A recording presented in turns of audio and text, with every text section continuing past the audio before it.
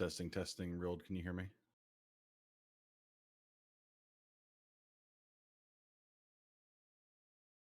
Cool, thank you.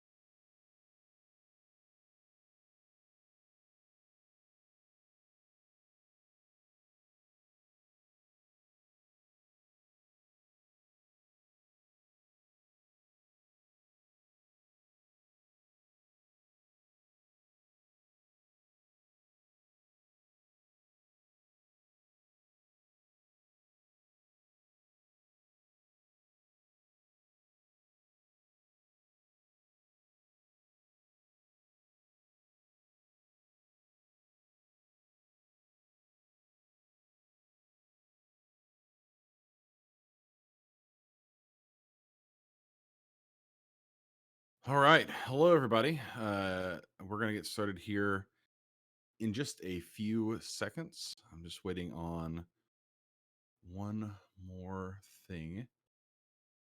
It's too fucking bright. There we go. Cool. All right. So, once I get confirmation reeled that we are recording, we will get going. This is going to be recorded, everybody. So if you feel uncomfortable at any point, and I'll mention this again when we get started with the town hall part of this town hall. If at any point you feel uncomfortable, speaking on camera, speaking on this thing, knowing that it is going to be recorded, feel free just to ask those questions in the CSM questions channel up above here. And we will get to those as soon as we can. Let me see. One last point of note here. Just want to finish this up. Okay. So, hello, everybody. I'm Mark Resurrectus. Some of you probably know who I am. I imagine most of you probably know who I am. Video looks slightly delayed / quality down, FYI. Yeah, that's because Discord is bad. Real bad. So I think the most I can stream is 720p. Unfortunate. But what are you gonna do? We'll try the best we can with what we've got. We'll just kind of go from there. So anyway, yes, I am Mark Resurrectus. I'm the Turbo CEO, and I am the CSM elected to represent Wormhole Space. I'm joined here today by will be a handful of other CSM right now. It's just Jinx from the Brave Collective. Kazanir from Goonswarm will be here in a little bit. He's just getting something to drink. So we are gonna get going. We have a handful of things I want to talk about ahead of time. I'm going to try and keep it brief. Anybody who knows too much about me probably knows I'm really, really bad at keeping things brief, but I'll do my best. And then after that, we're going to go into the actual town hall format, and where we're going to open up the floor for questions. We're going to open up the floor for just people who want to say things. Anything that you want to get in front of us or just want to talk about. We'll do that then, and I'll give you some more direction about how that's going to work here shortly. So, leading off, I want to talk very briefly about the summit. We did have our CSM summit this year. We went to Iceland. There were 9 of us who were there. Kazanir was remoting in from home. We spent the entire week between the last week of January into the first week of February. We spent every day during the week at CCP's offices there in Reykjavik. We would go in around, I don't know, 9:45 ish, I think was what time we started to head over there. Meetings would start around 10. We'd usually get done between 4 to 5 o'clock in the afternoon, UTC. Um, Got to meet with a lot of cool teams, a lot of really interesting people. We met with, of course, with the ecosystems team that you guys are probably most interested in. We talked to CCP Aurora and CCP Psych. We also met with Team Security and talked to them about some of the ongoing security-based issues that plague the game. Met with the team working on the Excel beta that now is, or the open beta that is now public. We can talk about it. That was really, really, really cool, and I think a lot of people are seeing that now, which is neat. And then we saw plenty of other things that we can't talk too much about. This is probably the point where I remind everybody that we are bound by the terms of our NDA with CCP. So I'm going to try and be as transparent as possible. I know that all of us are kind of strive for the same thing. We know that you're here because you want to gain access to some of the insight that most players probably don't have. Hello, Jinx. At the same time, there's only so much that we can say at on any given point. So we will try and be as clear as we can about that. But please do understand that if you ask something specific that we can't answer, it's not because we don't want to. Most times it's just because we're more productive for you if we're still on the CSM, and if they kick us off because we broke the NDA, that's not a lot we can do at that point. So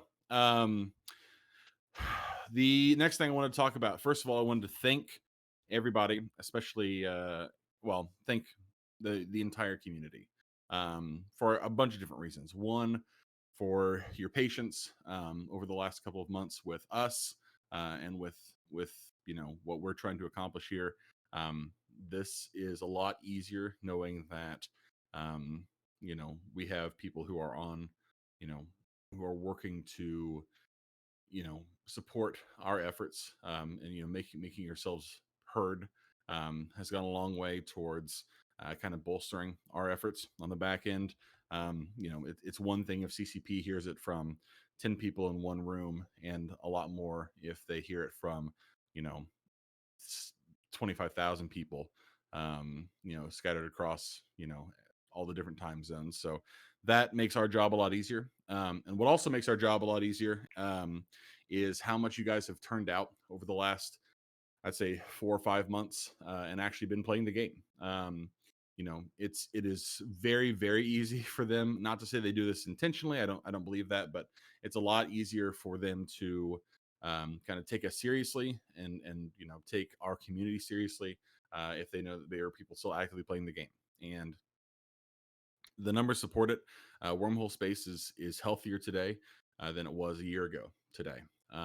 We've certainly lost plenty of people since then. We've had groups come and go, but we're in a decent place right now. We still have a lot of work to do, a lot of room to grow, not just as a community, but also as a. Hang on one second. Where are you at, Kazanir? Raise your hand real quick, Kaz.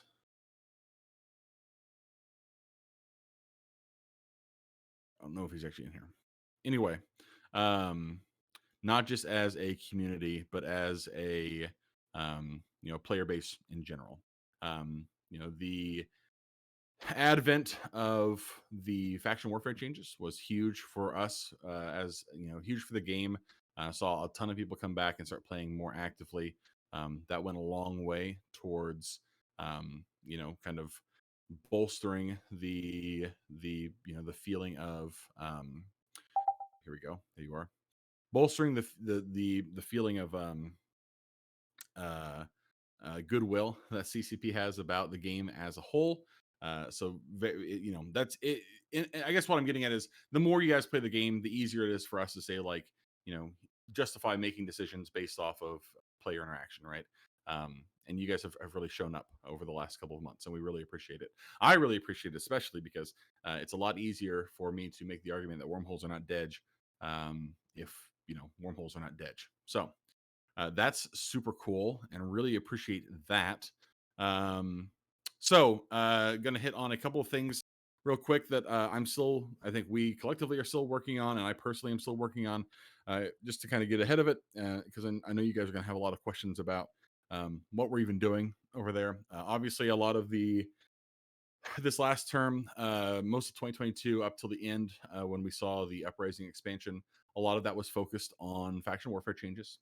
We had, a lot of say or a lot of time to comment on a lot of those changes, and we saw some of the things that we had talked about implemented into the game, which was really cool. Going forward, they have a whole host of things planned for 2023. It's actually kind of gangster, if I'm not going to lie to you. It's pretty cool. They have some really neat stuff in the works that we should be seeing, over the next couple of months. Obviously, this is the 20th anniversary year, so they're really rolling out the red carpet for this one. If you are lucky enough to go to FanFest this year, I think you're in for a treat. They have a lot of really cool things planned. I would like to go. I wish I could, but I've used up most of my vacation going to the summit, and then I have a wedding to go to later on this year, so in America. So, who knows how much time away I'll be able to squeeze out. So, that being said, I wanted to talk real quick about 5 points that we're still trying to address. The biggest one, of course, and I'm sure one of the reasons a lot of you are here, Marauders, still a hot topic. There are a lot of different people out there with a lot of different opinions about Marauders as a concept, about their position in the meta, about whether or not they are balanced. And if you talk to 9 different people, chances are you're going to get 9 different answers. The fact that there hasn't been a whole lot of movement on this is not indicative of anybody feeling that the current position for those ships is optimal. It's just a matter of, if there are changes that are required, what would that even look like? Are they necessary? What can we do? Like, what kind of options do we have? And that's not to say that CCP is planning anything. That certainly there's a lot of work that goes into anything like that. But as far as our group is concerned, the CSM, we've made it a point to press the issue about addressing some concerns with their place in the meta currently. But that is, like, again, it's in the works. This is something we talk about pretty frequently within our own group, and we talk about it with CCP all the time. Finding a way that doesn't make something irrelevant when you trying to adjust it, while still trying to bolster parity within the meta as a whole, is kind of our goal, right? So additionally, faxes, I've been talking about this basically since day one. I really wish faxes were in a place where we could see people dropping them with more frequency. Again, they are stupid expensive right now, and they have a whole host of different issues I don't want to get into right now, but getting faxes back to the point where people are dropping them instead of a ton of lodging, and then being able to put people in those ships into support or more DPS or whatever, I feel like is something we've strived for since day one. And we've had a lot of really good conversations about those over the last couple of months. So I feel comfortable with where we're at there, but still a lot of work to do. Dreads, following up on this, the other day on Oz's show. I don't know if any of you know who Oz is. He's a big Eve economy guy. He has a show where just a couple of days ago he had CCP Rattati on, and he spoke to CCP Rattati for a while. And at one point during that show, they talked about a lot of different things. But at one point during the show, they did talk about capitals and the cost of capitals. And CCP Rotati did say that it is CCP's goal right now to make capitals less expensive than they are now, which would go a long way towards making them more viable for a lot of groups.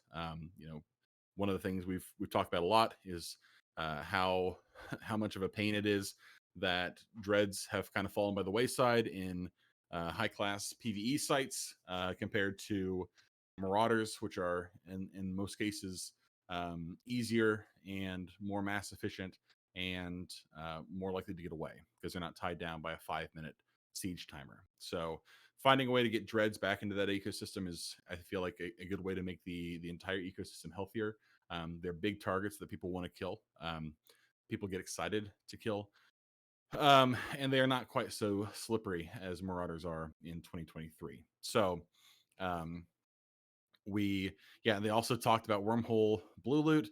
We'll talk about that some more, I'm sure, later, but nothing to worry about there right now. I do want to take this opportunity as I lead into the next thing, which is wormhole industry and ecosystem, to reiterate the point that I have maintained, and my friends Jinx and Kaz here can probably support me on this, please, guys, that I have maintained this position throughout. It is my position as CSM that CCP should not, under any circumstances, consider nerfing blue loot. I think there are a lot of other creative options that we could go, towards, or we could explore in terms of how to balance what is a legitimate issue, which is that wormhole sleeper components as a factor of the economy are kind of out of control right now. We've seen a lot of that spike on the MER every month is kind of worrying. So they have heard a lot of different things from a lot of different people. I certainly have made no shortage of my feelings known about the issue. But I will maintain, as long as I am here, that CCP should not nerf blue loot, and that is my opinion, my position, and that will not change. As far as wormhole industry and ecosystem, we've talked a lot about our moons, and what we could do to get miners back into wormhole space. Even if we were just getting our basic minerals back, would be, I think, a good place to start. We've talked about gas. We've talked about salvage. These things that are a lot of these things that are either things we have lost within the wormhole ecosystem, or things that are kind of wormhole centric, especially wormhole gas, that we could see better incorporated into the economy to make those things worth a bit more. So we have larger assets in space trying to collect those resources. In general, you always want to aim for finding ways to create bigger prey targets, right? If you talk about the game as a kind of a prey predator ecosystem, rorquals, big mining fleets are prey items. Crabs, PvE ships are prey items, and that gives a lot more targets, a lot more reason for predator targets or predator items to log in and play the game. So that is that is a major point of discussion, has been over the last couple of months. We've worked pretty hard to kind of stress. I've worked pretty hard to kind of stress where we're at on that with the persons involved, CCP Psych especially, who is in charge of a lot of, or not in charge of, but is a major um, contributor to kind of the wormhole, or not wormhole, but the game's ecosystem, or economic balance. Sorry, Jesus Christ. So we've had a lot of great talks. Feel good about where we're at there, but there's still a ton of work that we have to do there too. And lastly, content drivers. For those of you who haven't seen my slideshow that I presented to CCP the last Friday of the summit, that was really cool. I was in a room with a handful of the directors, room with Hilmar, and some other CCP people who were watching remotely, and just presented that as this is what wormhole space is. This is what it's like now, in the year of our Lord 2023. This is what it looks like, and offered some ideas for future content drivers. The much memed J hubs came up during that conversation. These are all things I continue to push for, because I want to see wormhole space have more variety of targets than just crabs or structure bashes. Crabs are fine for the most part. It is content. It's not great content, but it is content. And structure bashes I find are pretty boring. But when you're limited to what you're able to go do, people will find something to do.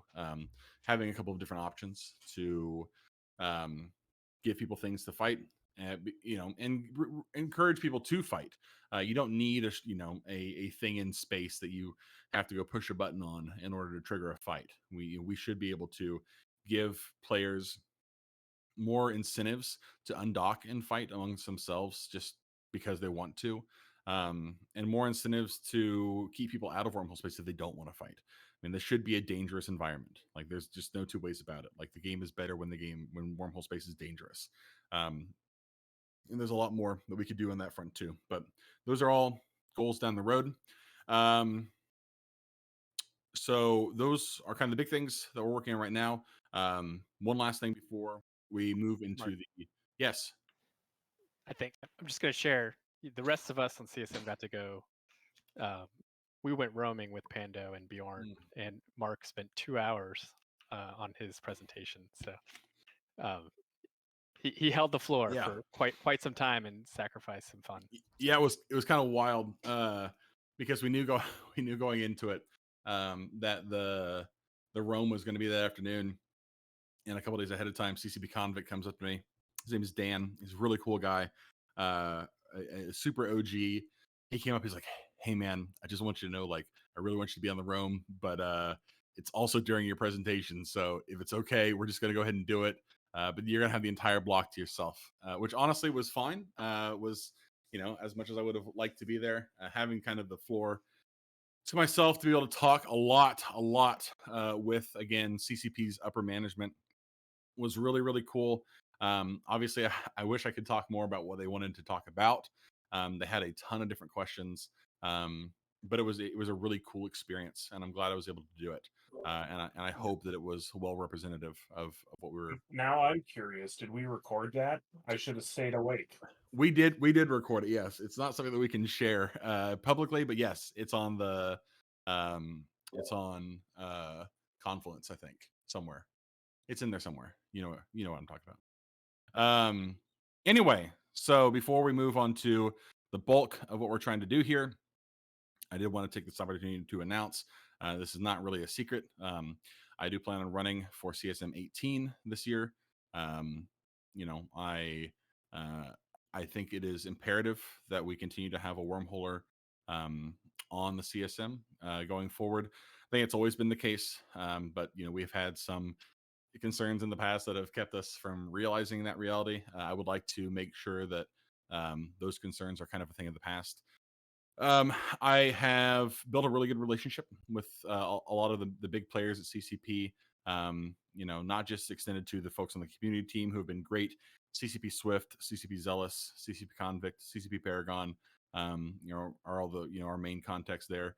But also CCP Aurora, who everybody knows. CCP Aurora, she is a godsend. She's extremely smart. Has been super open to hearing a lot of our concerns. I already mentioned CCP Psych as well, Azamakis, who is great. And that goes all the way up to CCP Ratati, who for all of his different little weird things, is at least somebody who I feel like is passionate about the game and wants the game to succeed. And we might not always come to the same conclusion, but he's always at least been willing to listen to us, which is great.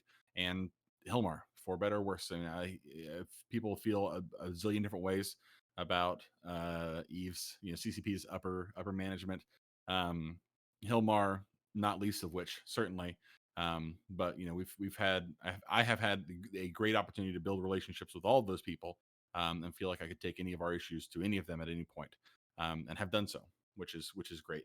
And so much of what we've learned over the last couple of months, I feel like it's less necessarily about how you're able to approach people and more about who you're approaching, and when you approach them with issues.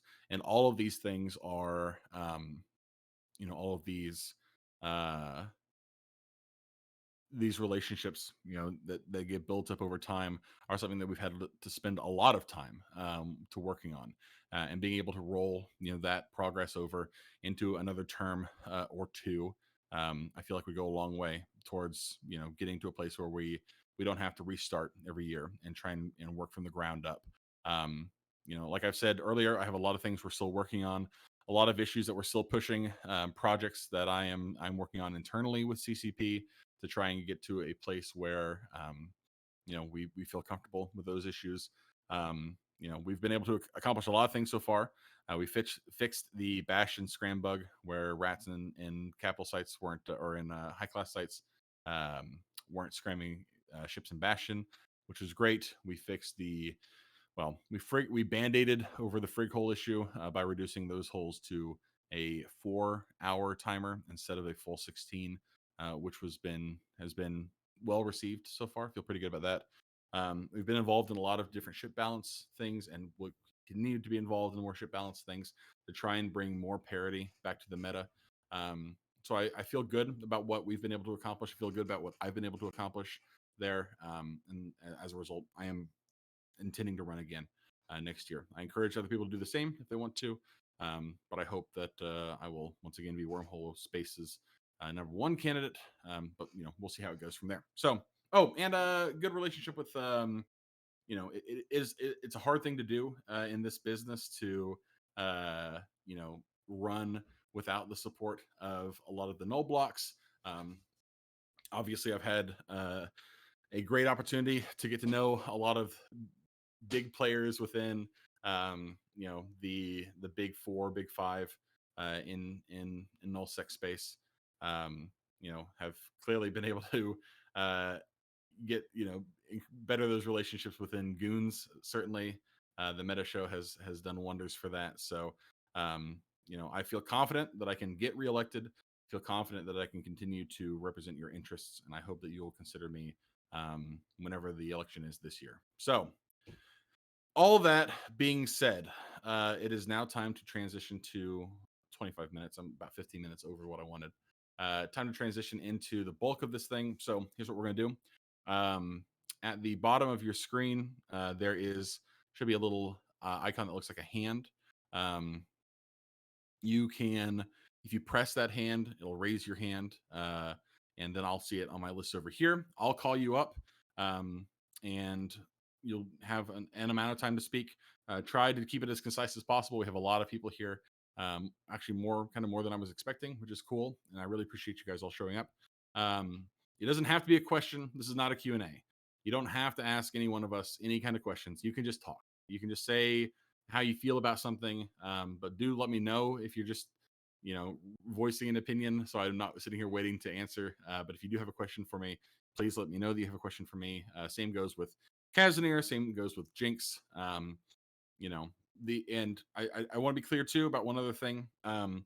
If you are planning to voice an idea or want to venture an idea about a balance change, please understand that I certainly want to hear you. I certainly want to get that on the record, and I'll be keeping notes throughout this entire process.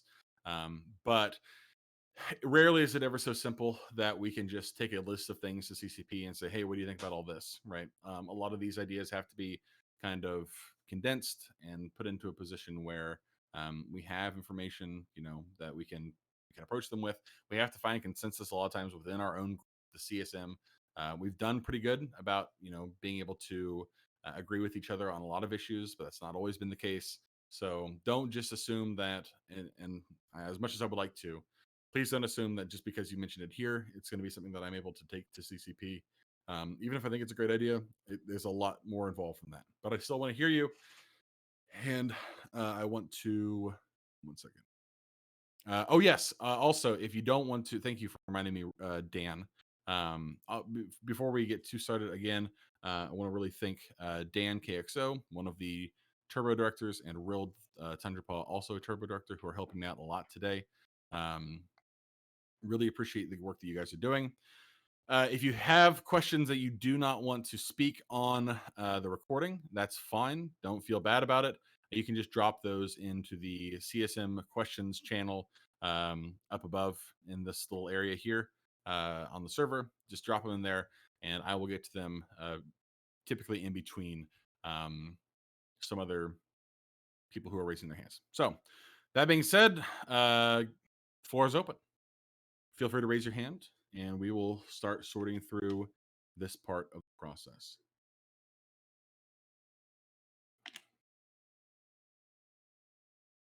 Don't everybody jump at once.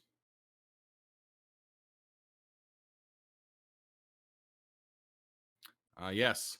Cyrus Karouche. Hello, sir. Hello. How are you? I'm fantastic. How are you?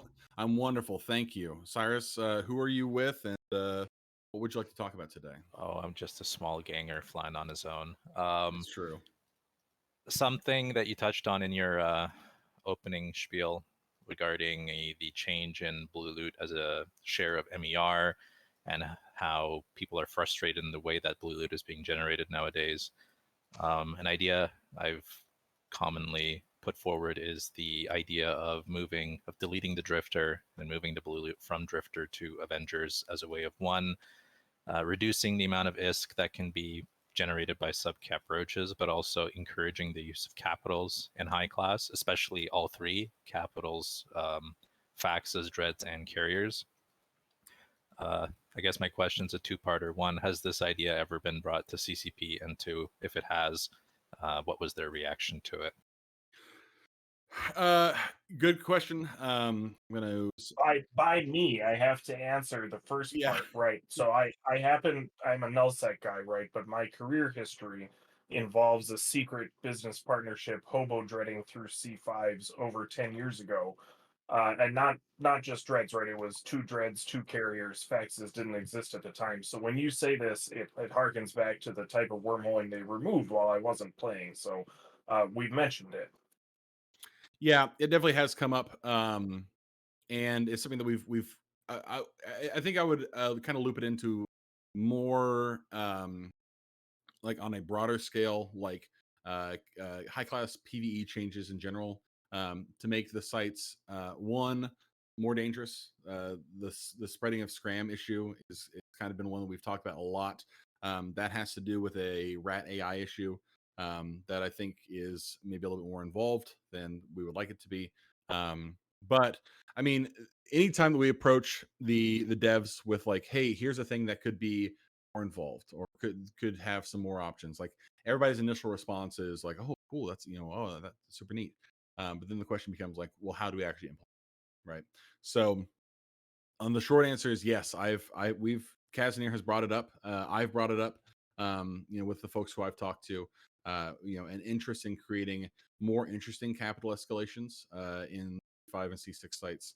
That will and at the same time, again, pushing away from, having just a ton of marauders on grid that just blitz sites, making the content not really gatekeeping it, but making it a little bit more interesting to get into. Yeah, it is a good point. It has been brought up, and we will continue to discuss that. Let's see. I look hot in the questions channel says you mentioned rebalancing. I heard rumors. Actually, hang on. I've skipped one. I actually skipped 2. Give me a second here. Let me see. Okay, I skipped 1. Pros in the question channel says, can you please elaborate on the J-Hubs idea you mentioned shortly? Yes. So in the slideshow, I talked about an idea called J-Hubs. The name is kind of spooky because it harkens to the idea of iHubs. That is intentional. My whole spiel was that wormhole space as a concept has existed long enough now that there has been a rich and diverse ecosystem built out here. It is not just an afterthought. We either by intention or force of will, wormholers have made wormhole space a place where they can live and thrive. And what I asked for, what I have discussed in the past, are targets that you could anchor in your home to increase the some kind of something that would make the hole more valuable to you as a resident. And I mentioned some ideas like increasing gaslight spawns or increasing the value of X number of moons or something.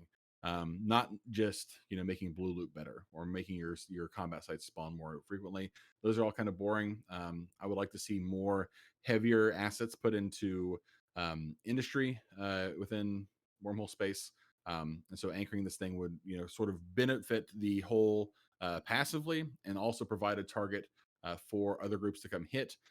One of the other things we mentioned during this was using the J-Hub as a way for you to kind of stake your flag on the hole that you live in by allowing you to feed something into it to change the J tag of the system. The J tag would still exist as like the system name, but you'd able to kind of append it at the end to put the the name of your hole there. Whether that name is Glory, like my own group, or Zion, like Cyrus's, or I don't know, fucking Laser Hawkistan, whatever. You just kind of stick that on the end of the J tag, just as a way for groups to self-identify and give them a target that they want to fight over. That doesn't necessarily have like a huge like capital benefit to the ecosystem because it's just a flag, right? It's just like a thing that you can put down and say like this is our space. But it would be something for people to fight over. That isn't just like a structure that you have to take a weekend to bash, and those are I feel like kind of dull. Let me check over here real quick. Feel free to continue to raise your hand if you want to do that. I have another question here from I look hot. Sorry for this earlier. You said you mentioned rebalancing. I heard rumors about difficulty adjustments in C5 to C6. If so, when will there be announcement / implementation? I don't know what you heard exactly. If they are making those adjustments, that is news to me. Certainly, I have brought it up on several different occasions, but I don't believe that there are any plans in the near future to make any adjustments like that. But who knows? I mean, they have done things without us knowing about them before. Could happen. Mark, just on that comment on some of the other ones.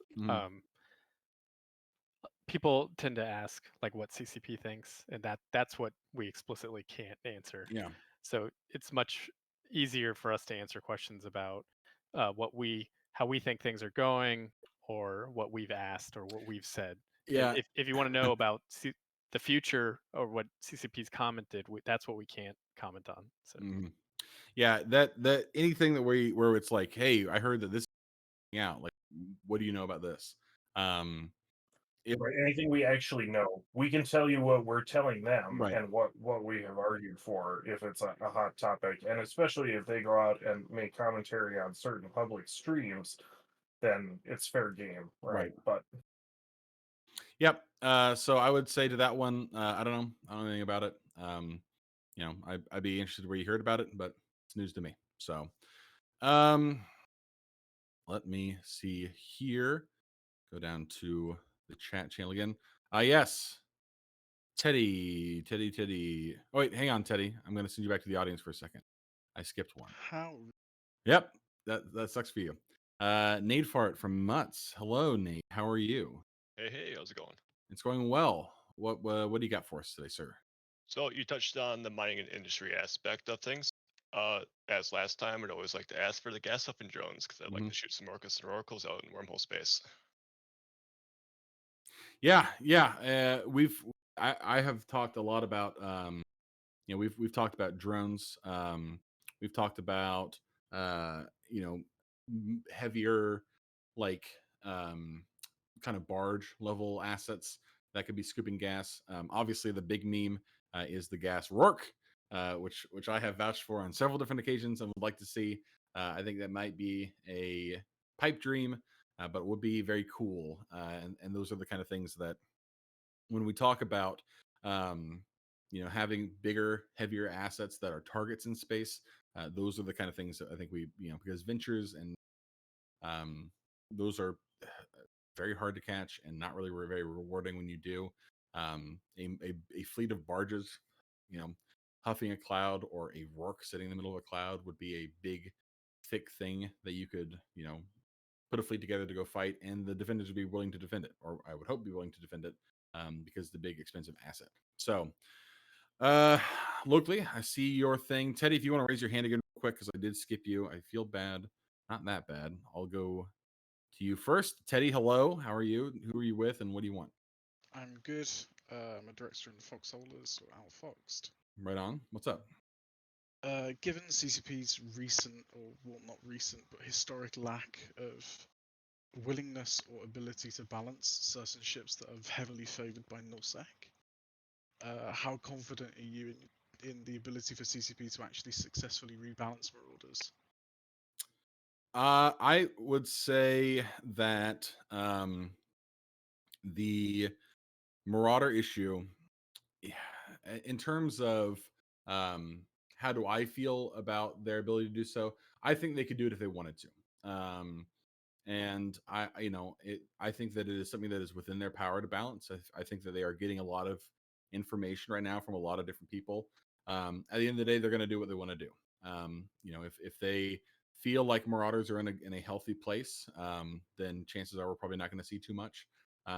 But based on my own perspective, and Jinx and Kaz can speak to this if you guys want to, but I think they're getting a lot of feedback right now from a lot of different people, least of which is us. And it would be, I would think it feels like it would be unusual if they did nothing, just based on how much information is coming in. But again, they're going to do what they want to do, right? So There's lots of ideas to fix, but I don't think it's definitely not like nullsec CSM versus Mark or anything. yeah, no, and that has Sorry, go ahead, Cass. I agree totally with that. I wanted to say that first. There is not a situation here where the nullsec reps specifically, or I think nullsec in general is out here saying we love the current state of Marauder balancing. Heck yes, right? That's not happening. At the same time, many of us did campaign on this idea that CCP often will leave a problem in place until the pain has gotten too great, and then all of a sudden they turn around and are like, wait, how did this get this way? And then they swing the Nerf bat with unrestrained ferocity, right? And we don't want that either, right? It's a Tech 2 battleship. It should have an appropriate power level for that. So we did campaign on that. Yeah. And we don't want to see them just nerfed into the ground like Retribution Paladins in patch 2.1 or wherever that meme is from, right? So we'll see. We've talked a lot about it. It's not a trivial problem space by any means, because the effect is both dramatic. We've been clear about that, right? That they're meta dominant in practically really every meta that is not full scale 10% tie-dye nullsec combat. They appear to be very, very powerful. How to deal with that without screwing up a dozen other things, I can't say that we even necessarily agree as the CSM, right? Yeah. Still, after many discussions. And I want to say one more thing here real quick before I'm going to answer a question from the questions channel before we get to locally. One of the things I have really enjoyed about being a CSM on this term specifically is how well the nullsec CSM, especially because they wildly outnumber myself and Arcia, have responded to a lot of the concerns that we have about our own space. I think in general we all recognize that there are larger issues to the game as a whole. Aside from whatever petty differences we might have about the specifics, and it's all about finding balance.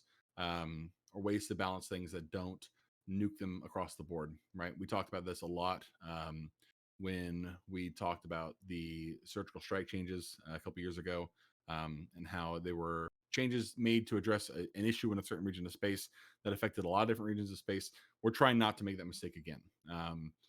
And everybody has been super cooperative. It's been a joy to work with these folks, so I feel pretty confident about that.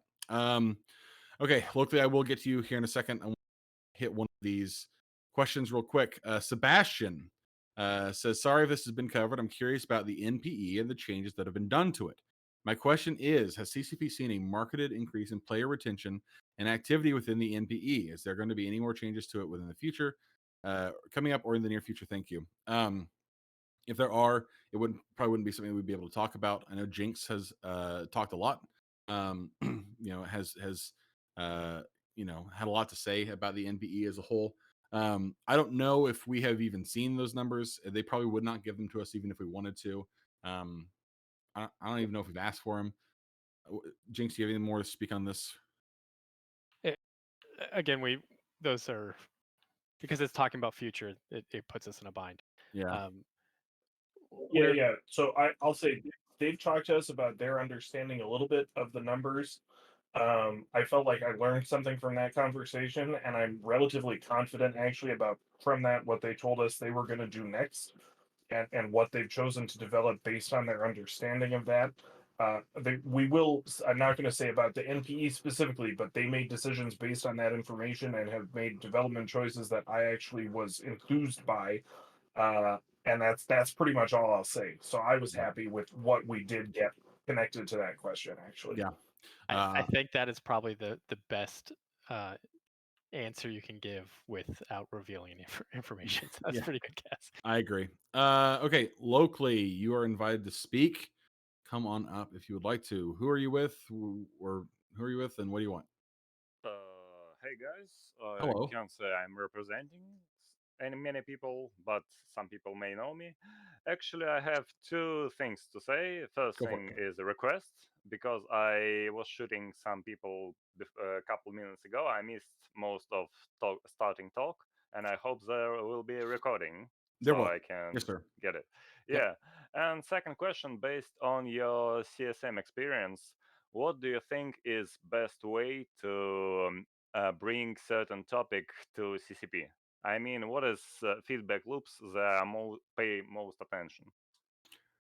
Really, really good question, actually. And actually, this is a question I get asked a lot. I can tell you that the easiest way to get something in front of just straight up, is to talk to one of us. And that's not just like trying to sit here and like, you know, rub our own noses or anything. Like right now, if I wanted to, I can open up, our communication channel with CCP and send a message to any one of them and say like, hey, what do you think about this? Right? Like that is not a hard thing to do. The biggest issue when it comes to that as an idea is that I can only speak for myself. I'm sure it's much worse for these two. We are inundated with so many requests by so many different people about, hey, what do you think about this? Or hey, you should ask them to do this. That it's a hard to weed out some of the noise, right? Plenty of people have great ideas. More people think they have great ideas, and some people are just shitposting. So I would say, in general, the best thing to do, and this has worked a lot in the past too. Drake Idon from one of the Potchman guys put together a big presentation, a big list of things like, hey, we think this is a laundry list of things that we think should be changed in Potchman, right? And presented that to us, and then we were able to take that to CCP and put it in front of them and say like, this is where they're at, this is what they think. And that is that is an effective way to communicate with them directly. Like I can communicate with them directly. If you come to me and I tell you like I'm going to do this, I'm probably going to do it. It may just be on a list of things that I'm trying to get through, but that is the easiest way to do it. Beyond that, they definitely read. I mean, they read Reddit. That's not a joke. They read the forums. Those are a little bit more a roundabout way to get their attention, because there's a lot of stuff that goes through both of those, and you have to take both of them with a pretty significant grain of salt. But yeah, Jinx. Just one thing I want to. One thing that's key for the CSM members is if we just spam them, like we're on Slack, and I've done this. I think everyone's done it. And we kind of figured it out, but you can just spam issues, and occasionally someone will take it up. But the biggest thing is we kind of go from topic to topic, and so you need to have the ammo ready for those topics, and then you have very short time. Their attention's on it, and you can make your comments. So getting that information, and if you have like opinions of what you think it should be, to CSM in advance gives us that ammo to be they're like, hey, we're starting to hear on forums about this topic, what do you think?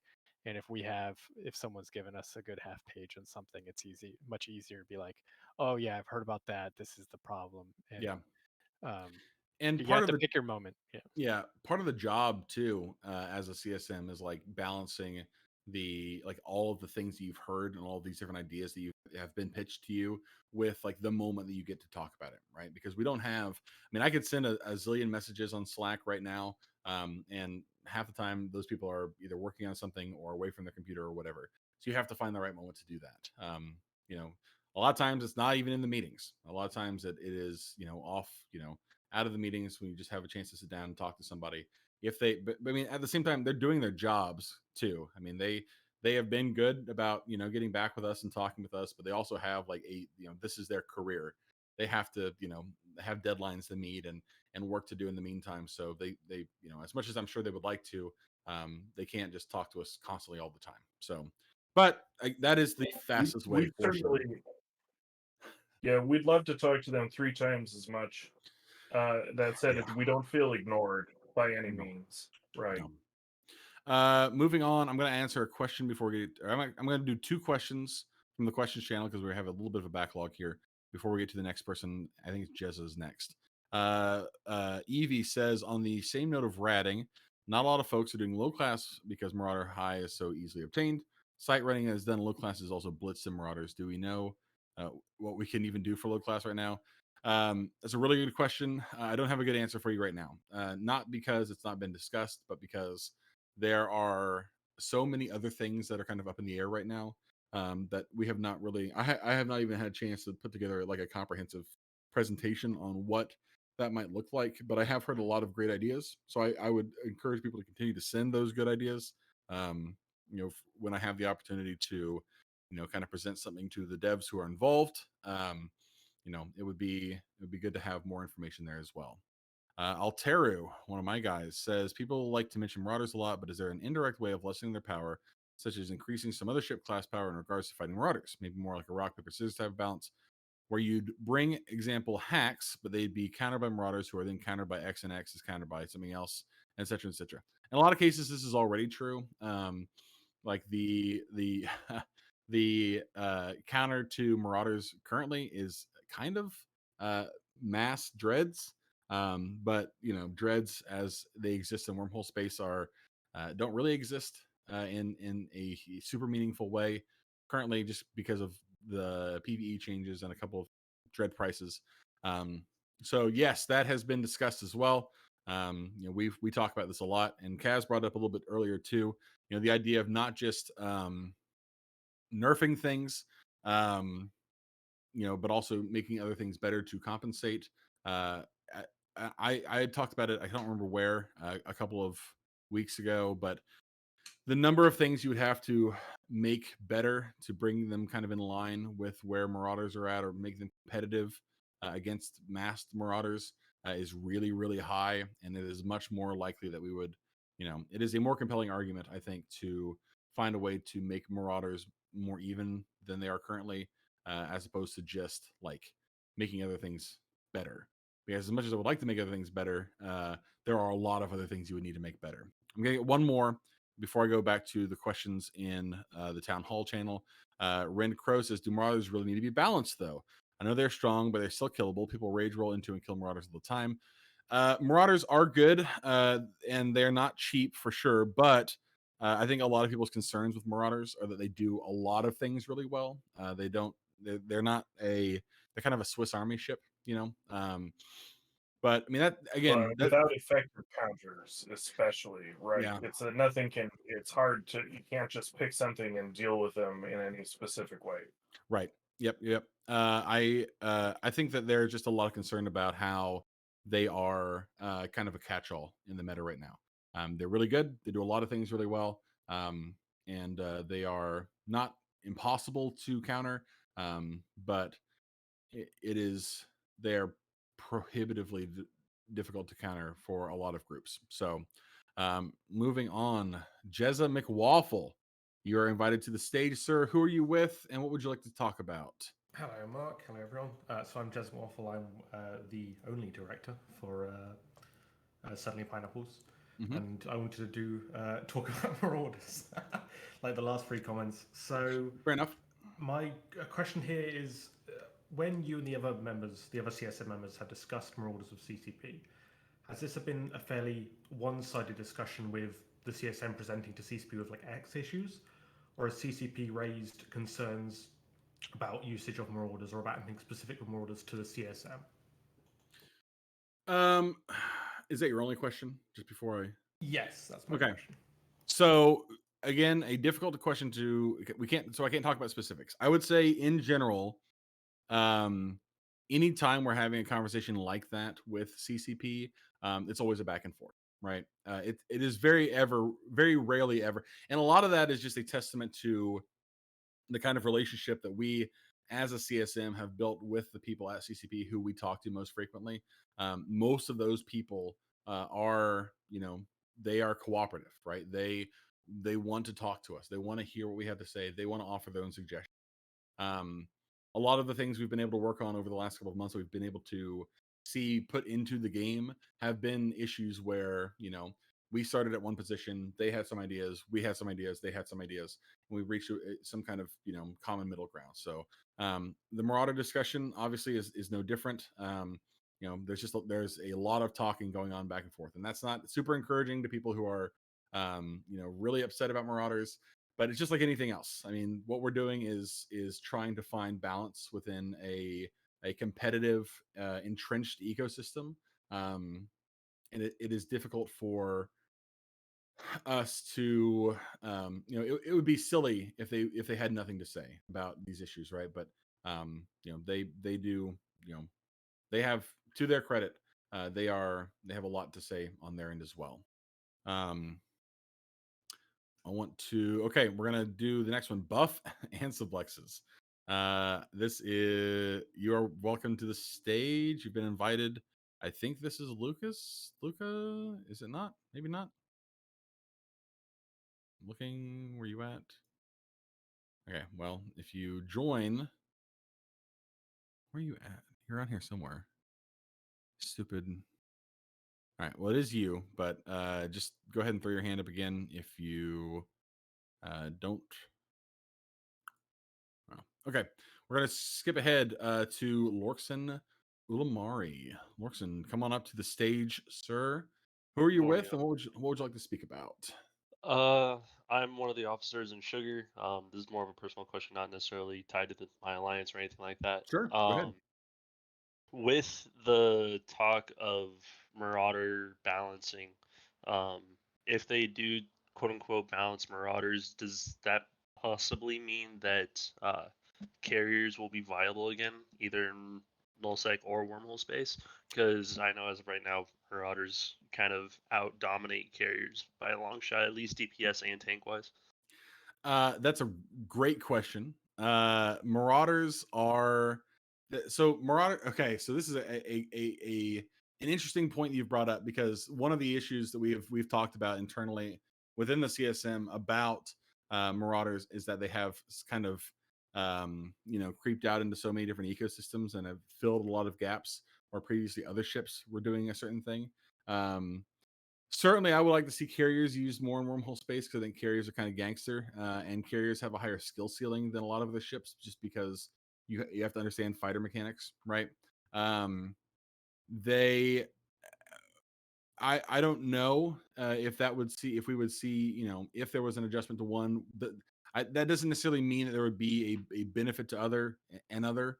I think just like anything else, if one thing becomes dominant, that tends to push out a lot of other things. And if something becomes less dominant, then that leaves room for other, elements within the game to kind of fill those niches, right? So that's not something that we've probably talked too much about, but it is. I mean, that is absolutely something that I would like to see more of in space. And Cyrus brought up a little bit earlier as well, and Kaz did too, about escalations, in high class sites, and getting carriers more involved in those, because it is having more capitals invested in crabbing, especially, means that there are more big targets on grid, which is more interesting as far as I'm concerned. So okay, so we have so Siri, give me 1 second. I'm going to answer 2 more questions from the questions channel. I'm marking the ones I've done already with the stick bug, by the way, so in case anybody's curious. Tiro asks, have you fought 10 plus Marauders with a fleet behind? Oh wait, he's asking the guy above him. Okay, well, that's a good question. And yeah, okay. Let's see. Viciate or Viciate or whatever from Stokey asks, is there any conversation about iteration time? I feel like a lot of the issues around any change may or may not be that there is a really long time between balance passes. Yeah, I mean, there's no two ways about it. CCPs doesn't really iterate on a schedule that a lot of people are super happy with. There are a lot of different reasons for that. At least reasons for that. We can't talk about too many of them clearly, but suffice to say that I don't think it is because of their lack of trying. I think that there's just the game, because it's as old as it is, and because it does like the ecosystem is as crystallized as it is difficult to make those kind of changes. And we've seen them move quickly on certain things, seen them move less quickly on other things. I think a lot of times they want to get it right, and sometimes that it feels like it should not take that long, but it is what it is. So one more We do complain about it. We complain constantly. One of the, I mean, we complained a lot about direct enlistment, you know, and they did finally get around to getting that in, which is great. But we I think a lot of us wanted it sooner. But glad that they were able to get it in. It's a huge benefit to faction warfare. Glad to see that is an option for folks now. DLR asks, has anyone proposed reducing the bonus to plates and extenders? Yes, we have absolutely done that. We have definitely proposed that as a solution. That doesn't fix every issue with Marauders.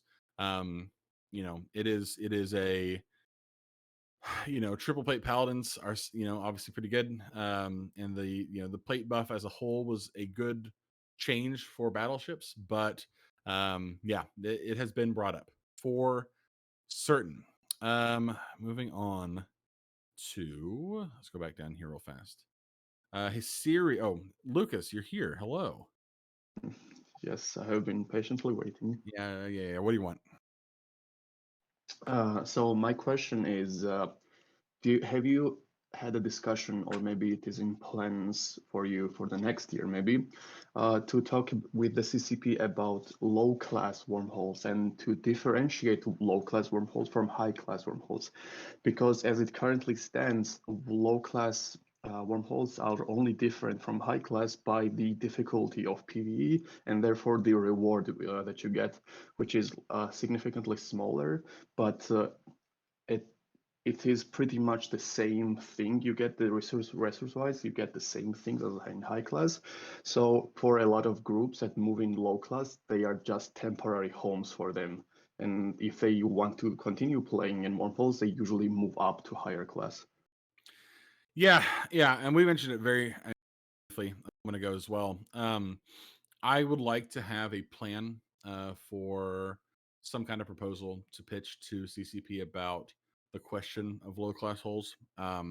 Because you're right. I mean, even low class holes that have quote unquote elite groups living in them, a lot of the C2 nullsec C5s for certain, even some of the C4s have groups in them who have traditionally been really strong.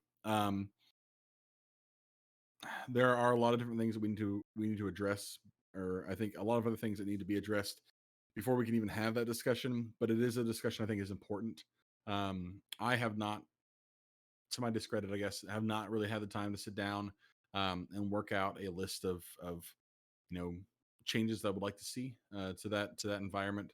I'm going to need to talk to a lot of people, and this is why I said earlier, if you have ideas about where we should go in that zone, I encourage you to please drop them in my DMs, so I can start to put together a list of some things that I can take to the devs, because you're right, in a lot of cases those wormholes just feel like worse high class holes with no caps. So finding a way that we could differentiate them or give them a niche that they can fill themselves would be, I think, a good way to go about it. So Kasiri, you are up. Who are you with, and what would you like to talk about?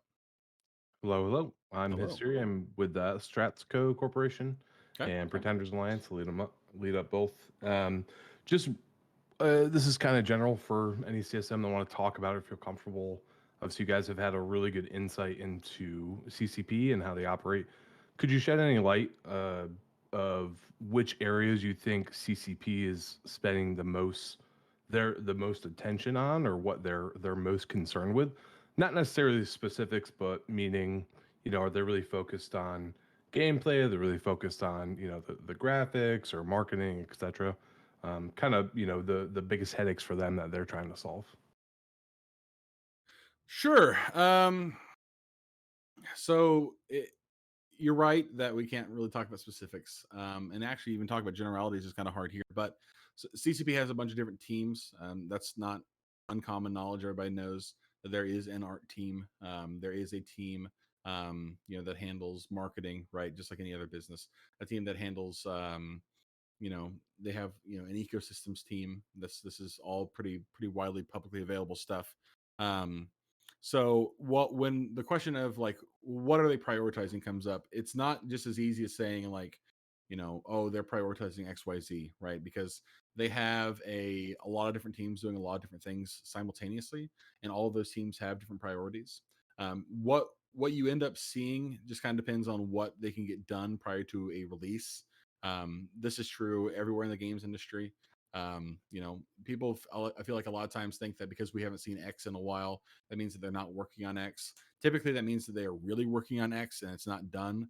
I can tell you that at least since we've been there have been things that we haven't seen come through in patches in the past. And it's not because those things were, being neglected or CCP wasn't working on them.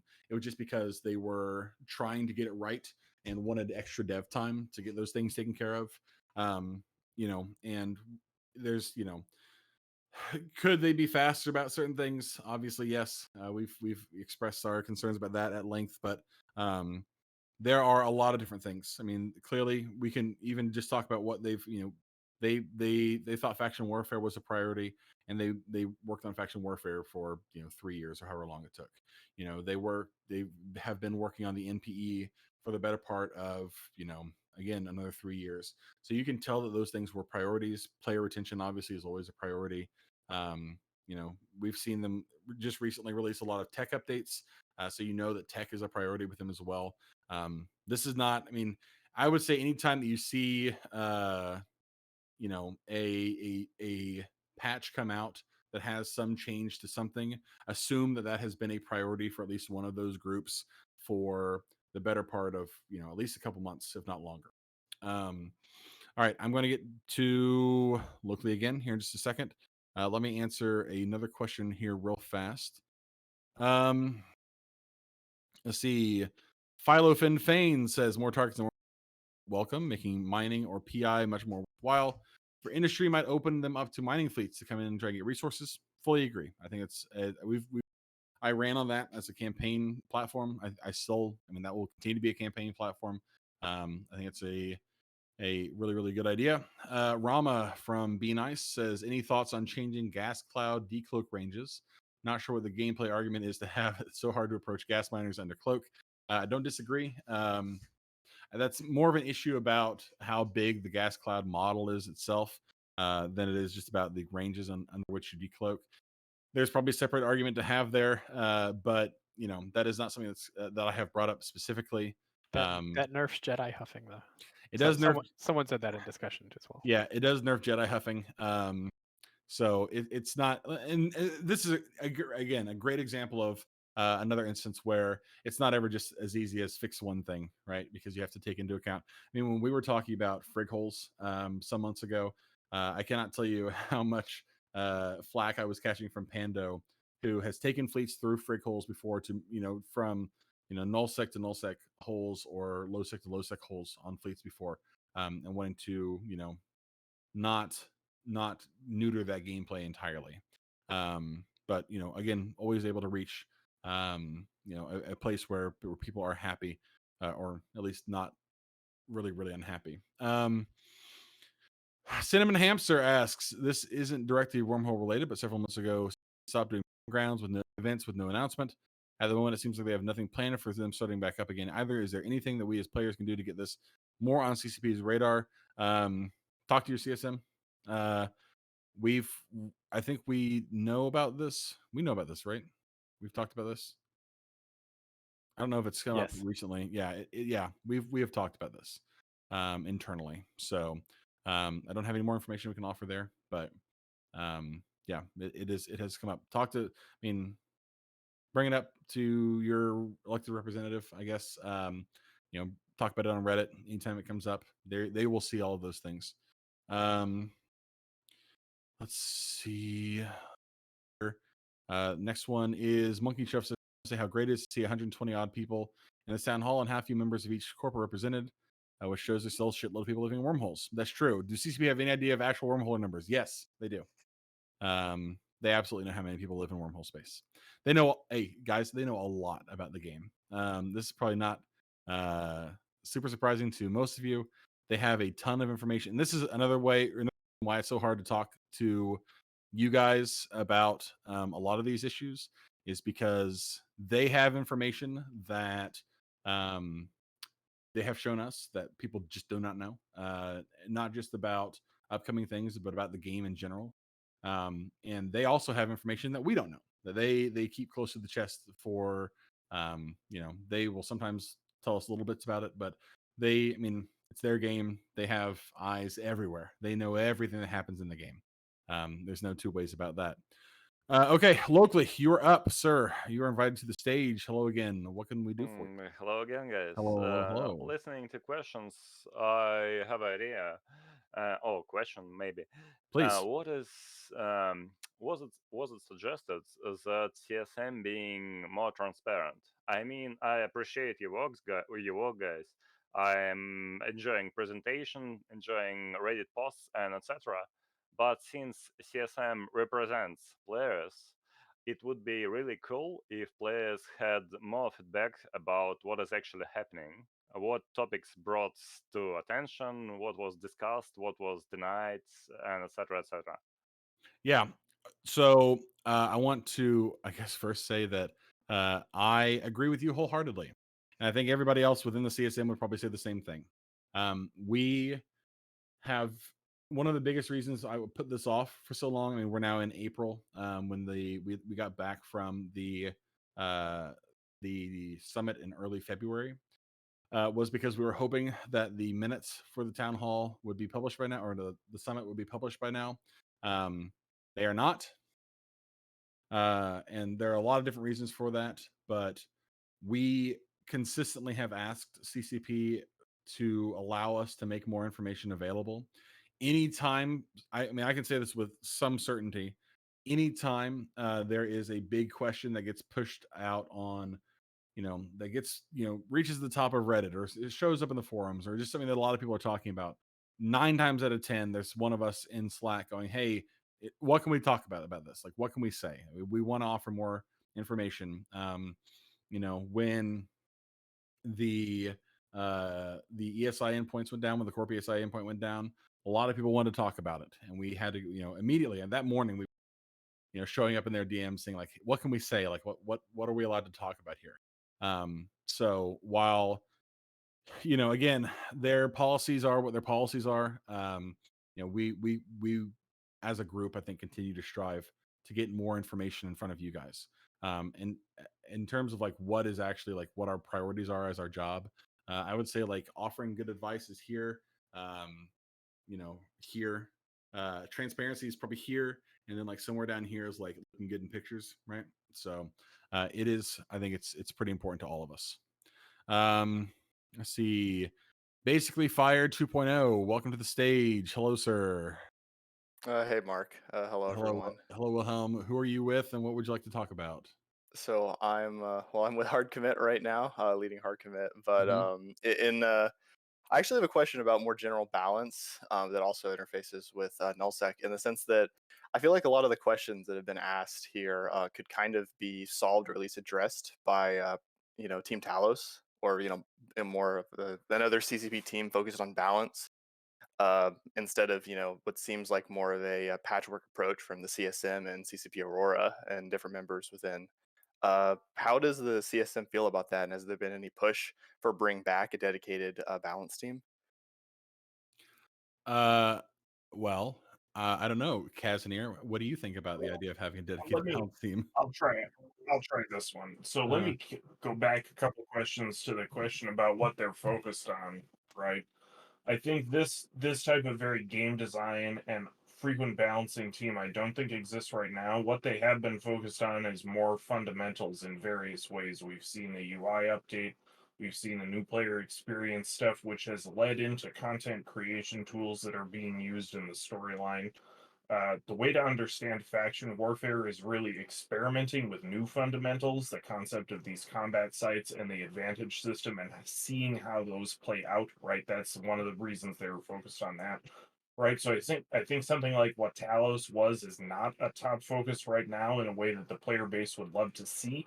Right, and that is reflected in velocity of changes and stuff. So that is what it is. But it's worth, I have to observe here that if I had not come onto the CSM and seen them doing all of these fundamentals related changes, it's the type of thing I would be saying to them, you should work on these. Because it is an aging game. But as it turns out, when the current administration got into power 4 or 5 years ago, this is one of the things they said, hey, we've inherited a 15-year-old game and it's going to be 20 years in all not all that long, and went to work on it, and they've been pretty successful there. The result of the lack of focus on the stuff that we talk about all the time. Of course, they also love to talk about EVE Online all the time, like we do, right? But it's a big game and it takes a lot of work to get it just from 15 to 20 years, right? So I think this is a gap, right? It is a more patchwork approach. But it's not like we're going to see, we still are seeing semi-regular balance passes, at least in patches, and certainly there will.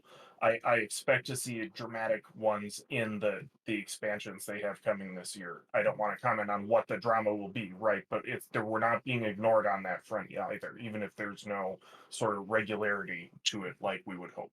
Yeah. Yep, I agree. Kaz has, I think, nailed the biggest point on the biggest nail on the head, which is they have, I think, in the last couple of years identified some big deficiencies in the game and have been working to address those. Obviously, some things have been sidelined while they were doing that. But I think we can probably say the game is in a healthier position now than it was some time ago. Eddie, okay, your hand is still up. Eddie, we're gonna go to you next. Eddie, come on up to the stage. Hello, Eddie. Who are you with, and what would you like to talk about? Hello, boys. Hello, Mark. Yeah, I'm from Chivas, as probably you may know. Yes, yes. Yes, small gangers and whatnot, mid-scalers, fucking shit up left and right. Yeah, That's just us. a little bit. Uh-huh. So yeah, but like, I have a complicated question, which I think I've Please. voiced a few times, which is on topic of a blue loot and the recent MER jumps, which we all suspect is going to happen after the Pochon got nerfed, because we obviously expected that all the questionable people are gonna come here and farm our risk, and potentially the wormhole's gonna get damaged by these questionable people, and obviously don't know where that's gonna go. Right. The question is pretty long. Let me give you some background as well, just so I don't seem like a complete random guy talking about things maybe I don't understand. So the reason I'm asking is if I roll 100 wormholes, C5 wormholes right now, or yesterday, or I've done it probably for the last, I don't know, 5 years or so. So right now, as you roll 100 wormholes, you won't see even Vrex on Dscan in EU prime time. There is nothing. There is just void. There is no crabs. There is no PvE players. There is nothing. No industry. Nothing. Absolutely nothing. And I suspect potentially the reason why it suddenly has happened is because we did in July and August the scrum change, right, on the bastions, which made a lot of PvE players very probably unhappy. It's kind of complicated because obviously there was a problem with the scrums and whatnot and the PvE in general. But the way CCP chose it to fix was to add a scrum. So essentially guaranteeing a kill for essentially potentially lazy people. Because say, for example, just spitballing. So if, for example, Wormhole Society would be rolling 5 back then, if they wouldn't bring a correct tackle, say hyperspatial jaguars or something that doesn't get like insta-plopped or something that can warp fast, you would always get the crabs. That was never a problem in the first place. So if you are trying to ping form or whatever, then sure, yeah, of course you have a problem. which the Scrum kind of changes, but it punishes extremely PvE players, which, again, judging by the amount of crabs that I don't see, or my group doesn't see, or if I pull Laserhawk's skill board up, and Laserhawk's probably, if you want to know something, you go to Laserhawk's skill board, basically. And if you pull their kill board, it's empty. There isn't anything there. So I think what we've done with the Scrum change is essentially we pushed the crabs to play in completely different time zone because the loot keeps going up extremely. Like you see in the graphs, like it's nonsense at this point. Where is all the ISK? Where is all the people? Where is all the crabs? We don't see them. Like, so, and plus Pochven guys are moving in. The questionable people who farm with like 50 Neoses and whatnot, they are there. The ISK, we don't see them. We can't do anything to them. We can't connect to them properly. C6 space, people who are roaching C6 space. I'm not saying directly rage rolling for C6, but say in daytime when Laserhawk's wormholes are being roached by all these interesting people, let's put them, we can't do anything about it. Like we don't see them. We have no means of connecting to them, no means of punishing them, and we never see the ISK that they actually generate. In terms of it's not ever, we never get to PvP them or their groups. So I'm concerned that the way CCP in the future is going to balance this, especially with Marauders, if they're going to touch the, say, for example, nerf the blue loot or whatever, and then once the Marauders are fixed, we're going to be left in complete shit state of a game because the core issue hasn't been fixed. So which could be potentially that it's US time zone, Russian time zone, and China time zone, obviously, right? Because if I log in the morning, I have a half day off or something, I roll 10 holes, I find people, crabs. In EU, you just don't see these people anymore. So how confident are you that they're gonna approach this problem correctly? Because they could, in EU, crabs are already struggling and hunters are struggling. And it's not just hunters, but the hunters who hunt hunters are struggling because there is nothing happening. Yeah. It's all made up essentially at this point. As you know, honor brawls and whatnot. Right. Yeah, so yeah, how the question would be how confident are you that they're gonna address it more or less correctly and not fuck us completely? That's okay. So give me a minute here to kind of give you where I'm at. In terms of how I want to answer a different question before I get to this one. The different question is where are the crabs, right? Because the point you've raised is really interesting. I feel the same way. I mean, my group has rage rolled, at least 2 or 3 times a week over the last 3 weeks, consistently since we started. Our numbers started picking back up again. We can set a fleet of 30, 40 guys on a hole and roll holes consistently for 3-4 hours and find nobody. I mean, we're rolling 20, 30 holes and find nothing. Last night we finally found a small group of paladins in a pulsar. And that was the first time we'd found something in weeks. I mean, the last big content that we had doing that was when your group rolled in on the back of us rage rolling. That was good content, but that was, again, rare and not crab related, right?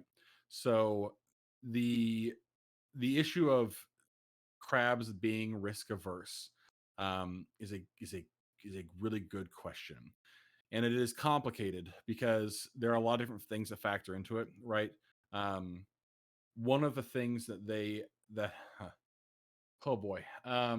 So there are a lot of questions that come up when people ask me about this, and a lot of suggestions, about, well, why don't we just change the wormhole spawn mechanics so that if you roll a new hole, you are more likely to roll into other active holes because there are a lot of holes that are just dead, right?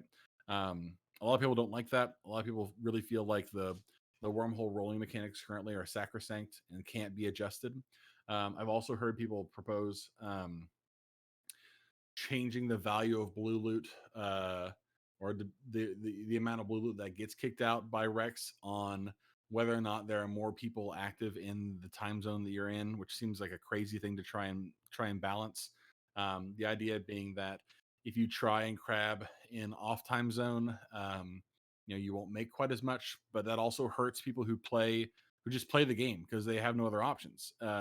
in time zones that aren't as active. I can tell you right now that would probably hurt me, because U.S. time zone is not nearly as active as U.S. or EU time zone right now, and it would be horrible for people in, unless there's just a ton of crab activity happening in China time zone or early RU time zone, AUTZ, anything like that. So there are a lot of issues that would have to be adjusted before we get to that point. Some of the suggestions that have been made both to me and to other concerned people have all been very like PvP centric when it comes to Marauders, and like how do we make Marauders less broken PvP? Where from my point of view, the PvP issue is a big issue. I'm not going to pretend like it's not, but in terms of how it has affected crabbing in C5s and C6s, I feel like that's almost the bigger existential issue, because you're right. It's a very delicate line that we're walking on right now, where the only you want to encourage more activity inside of wormhole space by encouraging people to crab less, while at the same time the crabs are the only content in wormhole space unless you're lucky enough to roll into somebody who's also active at the same time that you are. And so in terms of am I confident that they will get it right? It's a really hard question to answer. I think that I am confident that they will not take action on it unless they are confident in their own response. Whether or not that response is the appropriate response, or even a response that I've, me or people who feed me information feel good about, it's impossible to say right now. There are so many different factors that play into this, and it's the same like with anything else, right? And one of the reasons we've talked so much over the last couple of months about making sure that we're not being hasty about any of these changes is because the moment you start, Eve's environment is so heavily affected by the butterfly effect. You change one little thing and suddenly the meta shifts pretty dramatically. And no less evident, I think, would that be is if you start to adjust crabbing again. We already saw it once. I mean, they made Marauders, quite a bit better, but still, not, better than Dreads outright. But it was just enough that Marauders immediately became the #1 crabbing ship in the entire game. Way more than Dreads, way more than Supers.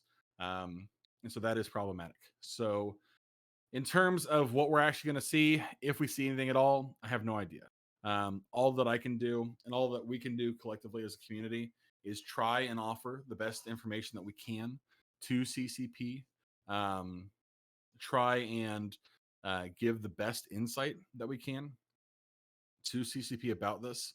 But in terms of what we're looking at right now and how confident I am about it right now, I think it's too early to say.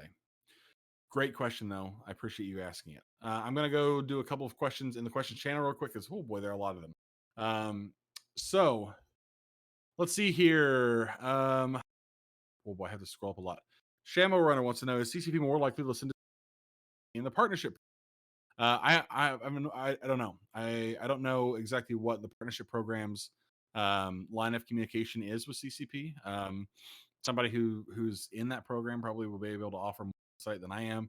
I can only tell you what our experience is, which is, if I want to ring somebody up on CCP, I can just do it. I don't know if the relationship is different or if they have a kind of intermediary through the partnership program. That's a really good question. I think anyone who has a connection with CCP, they'll listen to you. They might tell you. They should tell you less because you're not on NDA, but they want to take care of their partners too. Right. So if the partners all have a general concern, and then they can hear them. What they might not get is the feedback that we can get about future or possible futures. Right. Okay, so hang on one second. Let me click back up here real fast. Okay.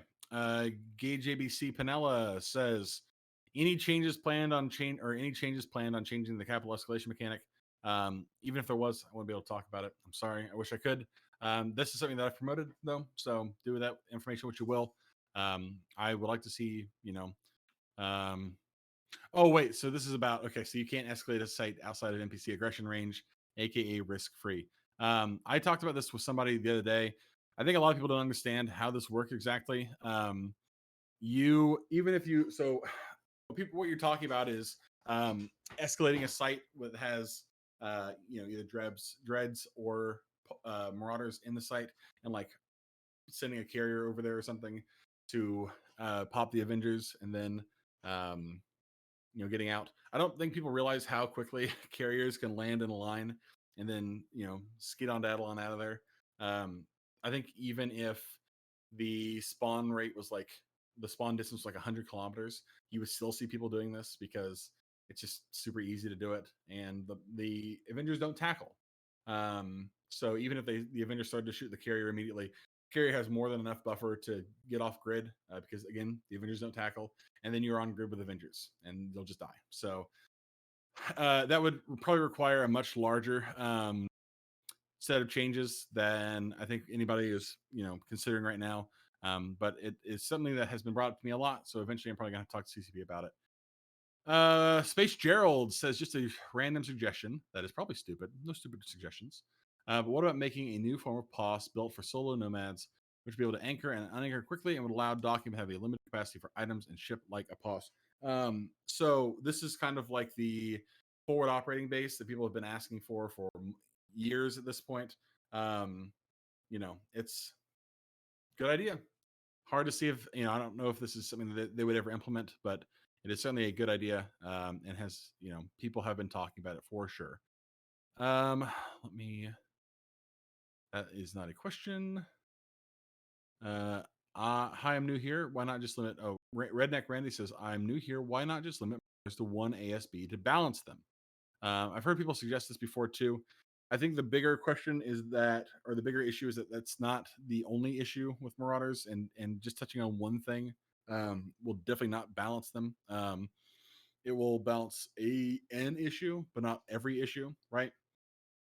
So while it would be maybe a good change, it would kind of be a band-aid fix for one very specific application of the Marauders. But legitimate. We kind of did the same thing with dreads. So let's see. This is also not a question. 4, 12, 24-hour bookmark expiry times added. Great idea. I think I maybe have this on my list of things point, but have not gotten around to doing so. A lot of the little quality of life changes like this, I like a lot. There are a couple that I've even pitched recently that I would like to see put in the game. Little things like this that would not break anything or require a ton of work, but again, it just depends on who you're talking to and when you can get with them. Floatboat wants to know, does Team Talos still exist? I cannot talk about that, unfortunately. I wish I could. Vadius says, how do you feel about CP at the moment? Tunneling, faction warfare, or are there chances for other aspects of the game? Pretty much answered already. Yeah, absolutely. They're not tunneling on anything. There are a lot of different things in the works. We're going to see a lot of different things this year.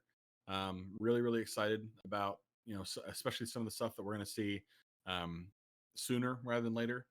It's going to be a pretty cool year, I think, if they nail the things that they are on current.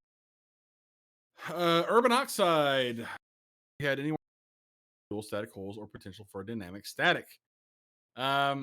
Yes, I have had a lot of ideas pitched to me about this. But again, so this is one of those things that is on like the big list of like, this is something that we should talk to CCP about with regards to wormholes. I have like a 4-page Word document right now just listing bullet pointed ideas for things. I'll have to show it to people at some point, but the long and short of it is it's not something that we've had a chance to talk about too much so far, so it has not really been addressed. But is a neat idea. Going back to nobody with their hand up yet. We'll just keep going through these questions. Let's see. Teddy wants to know, at what point was the CSM made aware of the crypto game, and how given these resources are now being devoted to this game? I think you know this as well as I do, that I cannot talk about this. And not for nothing, I don't really want to talk about it either. And that's not really a criticism of the question. It's a good question. But I guess this is, the time to address the elephant in the room. I am a member of the CSM for EVE Online. I am not involved in any way with this other thing that they're now working on. I'm not really interested in this other thing that they're now working on. CCP is a game development studio. It's certainly within their right to develop as whatever games they want to and spend whatever money they want to do on whatever. My priority remains with with EVE Online, the health and the health and well-being and betterment of wormhole space within EVE Online and the rest of the game as a whole too. So, I don't really get it myself, but again, it's not my zone. I don't have a whole lot else to say about it. I'm sure everybody has plenty of strong opinions either way. Let's see here. Wand mentions that yes, ASPs, Vargers are an issue in low sec. Legitimate question or legitimate concern. Definitely something that we need to talk about at some point. Still nobody with their hand up. Okay, going back to questions. This is Baked Insomnia wants to know: have you asked CCP if we can move PI management to the phone app? Would be super cool.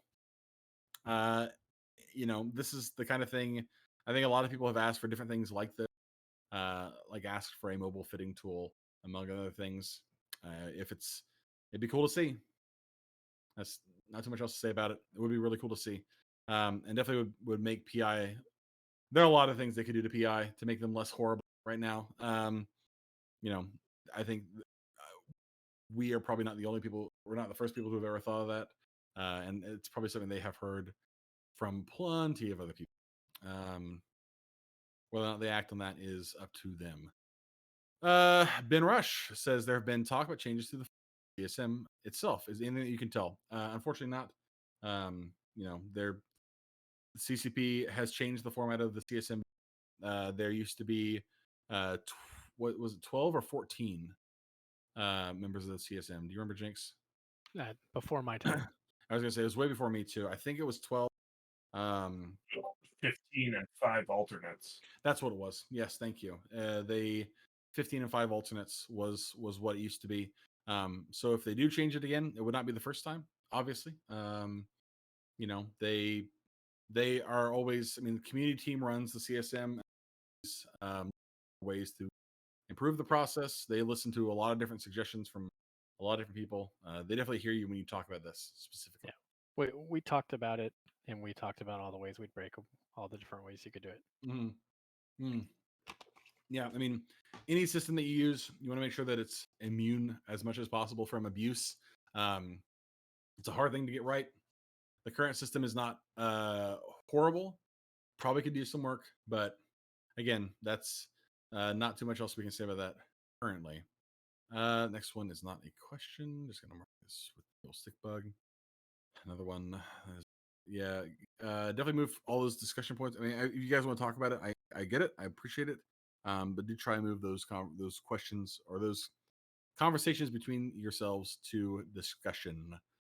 Graz Adavuli says, like the community team, including Bjorn B, have been trying to run more fleets recently and engage with players. Can you, CSM, comment on whether other CCP devs are also engaging with the game and gaining experience where the meta practically is at present? I can tell you that a lot of the devs do play the game. I can't tell you who they play it with or where their characters are, but it is no secret that a lot of them play the game pretty frequently. It's a tough thing to do, right? Because it's not just do they play the game like you play the game, or do they play the game like I play the game, right? They are effective. It's like I made the comparison the other day to like somebody who works at a pizza shop and just like eating pizza in the evenings. Like they spend all day working on EVE Online, right? I imagine it probably gets a little exhausting sometimes to then play EVE Online. So they're not exactly incentivized to play the game they work on. I don't know. Again, I'm not ever worked in the games industry. I can't speak on this with any kind of authority. But I imagine that's probably pretty consistent across a lot of it. That being said, a lot of the folks who I know for a fact that they are putting a lot of effort into more and more community outreach. Especially over the last couple of months, the community has responded really well to those outreach attempts and have been really reactive to that. So I'd say if you like to see that, just if you see a fleet that CCP is running, Bjorn, CCP Convict or somebody, yeah, go show up. They will do it as long as people are out there enjoying it. So, and they really enjoy that too. They get a lot back out of that, I think. Okay, let me check. Hands raised. Yes, Eddie, welcome back. You are back on the stage, friend. Oh, sorry, I had to accept. No, you're fine. What's up? Yeah. Regarding the capitals, generally, as we know, it's been 3 years now since surgical strike. Correct. I believe in a few weeks. Yeah. A long So 3 as years. as we all know, surgical strike as well kind of nerfed us really big time, especially in terms of capitals. Yep. So the faxes got completely nuked, and to some extent, dreads as well got nuked, which hasn't been acknowledged ever. Which seems like nowhere I've seen that. Obviously, the dread tanking, they killed the dread tanking quite a bit and introduced Zirnitra somewhere around the same time, or was it there already? So obviously the dreads got nuked as well. Even if you have say now some 8 or 9 logi guys on your team or something, which requires first of all to have the amount of people for that, then you drop dreads and dreads just die. So have they even potentially looked into doing something with the dreads at least? Okay, faxes are a no-go as far as I can understand, Gatter, so far. Maybe something will be done in the future, I don't know, with faction faxes or something if they introduce, and that's going to give us our toys back and bring back the small groups, because the small groups got absolutely killed instantly in April. Right. But also the dreads, because even if they fix faxes, the dreads kind of is a problem still when you think about the next step in the capital warfare because of Zirnitras and Phoenix Navy issues, essentially. Yeah. Okay. So to answer your question as quickly as I can, the long and short of it is, never assume that anything is off the table. Like they it's just a matter of priority, right? And that's not to say that they think dreads aren't a priority. I don't believe that. But they, there's a laundry list of things that they have to go through, right? So in terms of faxes and dreads, I mentioned that actually probably before you got here, Eddie. Those are the two biggest things currently on my list of those and Marauders. Are two of the bigger things on my list of things I still want to address, either in this term or the next. Finding ways to reintroduce to the competitive ecosystem both faxes and dreads.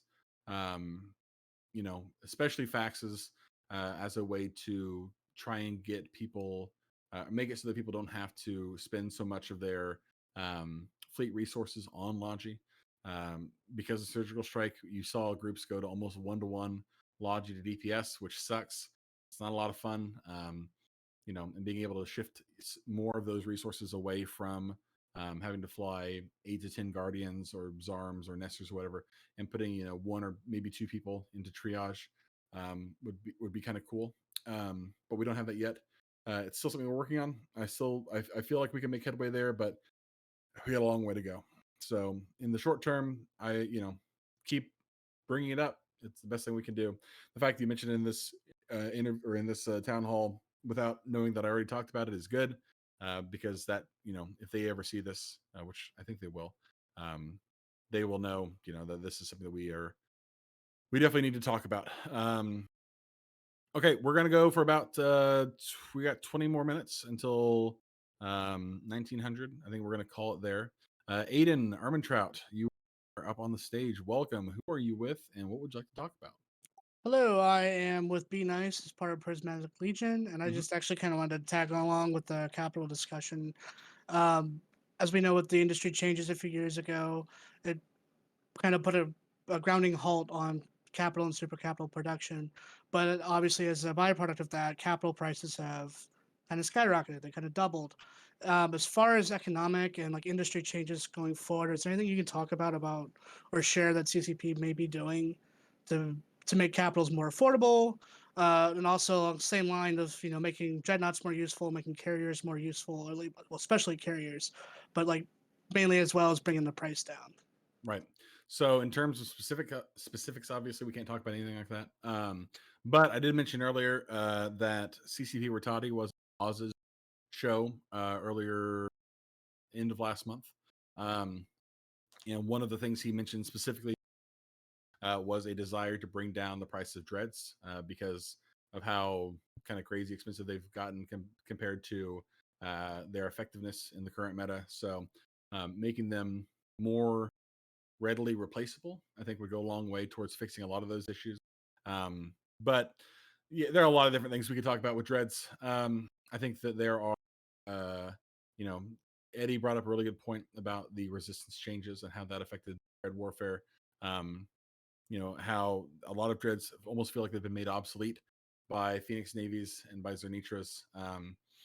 Hog-gun dreads are pretty trash right now. There's just no two ways about it. So those are all things that we continue to strive for finding resolutions for, or at least some kind of answers. So yeah, and Angry and Kenneth both hit that really hard at the summit. We've been talking about it the whole time, and I think the CSM has done a good job of pointing out pain points. So hopefully, I didn't see what Rattati said on Oz's show, so I don't want to say anything more. No, I mean, I think hopefully that means they've heard us. Yeah, he definitely. I mean, they said they're not happy with everything with that, right? Yeah, he said they're not happy with the current prices. Yeah, or I think he said current capital prices as a whole. But yeah, I mean, Angry Mustache has done the God's work on this over the last couple of months. He gave 2 different presentations during the summit about the economy and so the game. And him and Kenneth did have their big presentation about the current state of industry. They've done great work there, and honestly, I'm so happy that they're around because I do not have the first inkling of a clue when it comes to industry in this game. It's so fucking complicated. Anyway, but great question. I appreciate you asking it. Got to hit a couple questions here real quick. Alteru says players like their cosmetics. True. Shipskin clothes. This results in no gameplay changes and provides extra fun complex. There are reasons in 2023 that we can't have some kind of player available toolkit. I'm going to skip the rest of it because this is stuff that I think a lot of us have said before. The short answer is, yeah, it would be really cool. The long answer is we can't really talk about it. But it has been something that we've brought up. It's not a meme. Everybody is always asking for fucking cat ears in EVE Online. Whether or not they do something with that, who knows? But it is a good point. It has been brought up. We have talked about it at length. Let's see. Vincent wants to know, how high do you see the chance of CCP or getting the CCP to improve the mining situation in wormholes?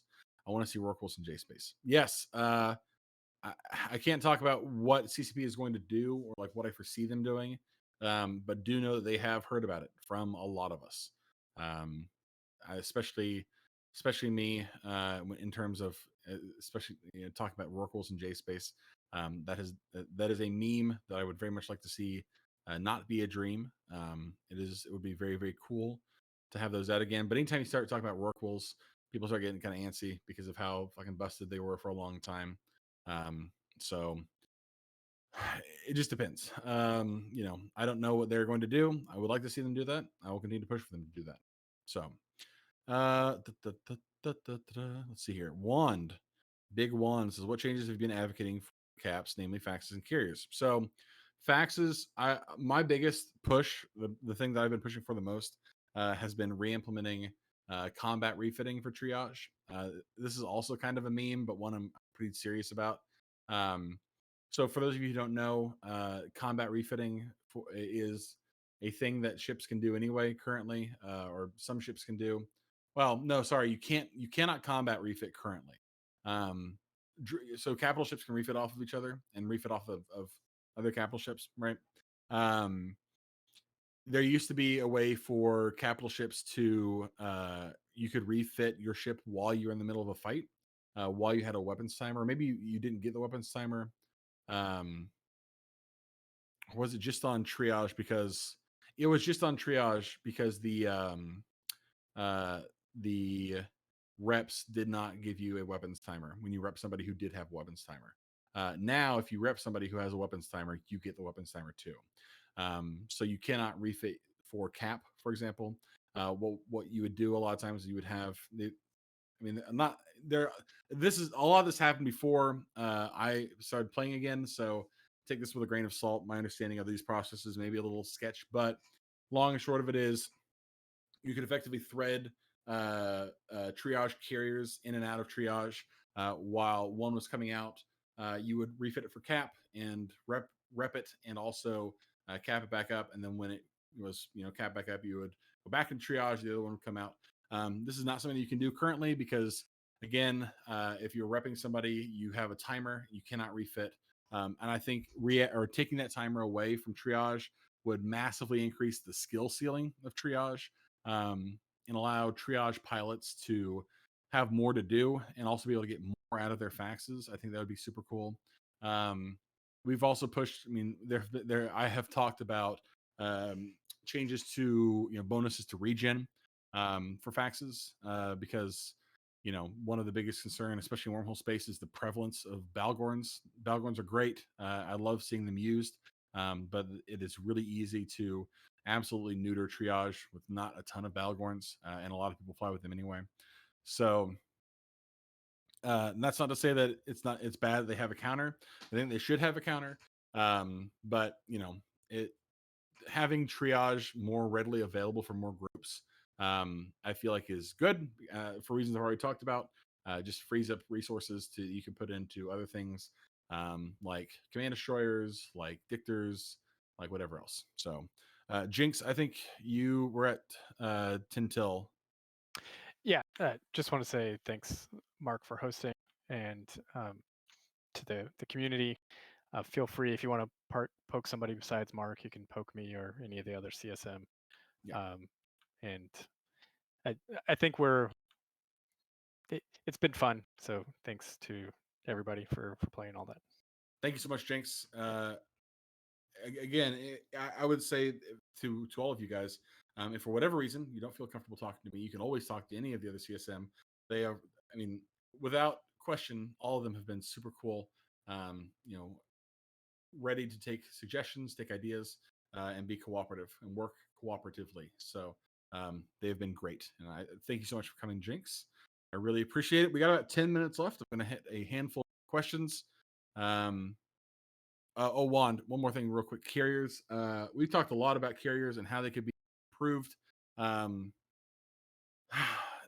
Boy, howdy. There are a lot of things. And this is something we could talk more about this at length later. I don't feel like I have time.